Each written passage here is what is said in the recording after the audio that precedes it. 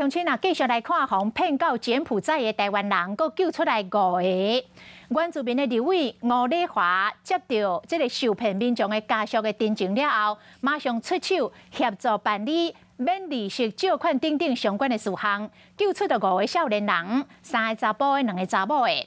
警政署讲，这个案件是民意代表结合着民间的资源，协助5个少年人到柬埔寨的首都金边，转到泰国曼谷的机场，28点钟内顺利坐无人机返来台湾。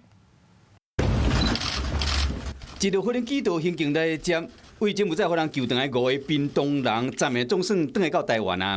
很安心看到大家今天返台，你们的家属对你非常关心。那在这段期间也完成了报案手续。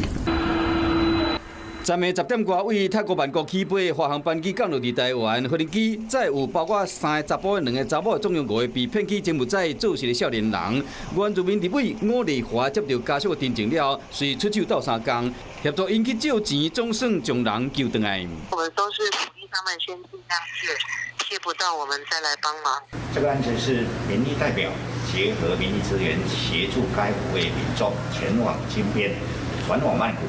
由驻泰代表处派员前往泰国机场观光检查局合作，完成在泰国机场的行政程序。在8个小时之内顺利搭机返台。在警方的陪同下，5位柬埔寨返来台湾的民众完成入境手续了，协助警方调查。依照正常程序完成人别确认以及人口欢迎别人鉴别工作。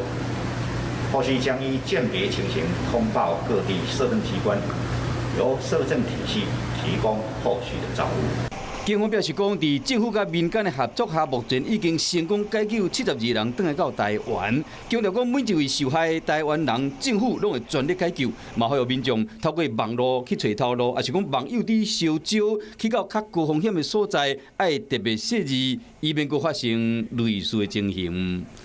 Hello， 大家好，我是乃瑜，要教给大家2个任务。第一个，华视新闻的脸书专页，你按赞了吗？还有华视新闻的 YouTube 频道，赶紧订阅起来，还要记得按赞，开启小铃铛哦。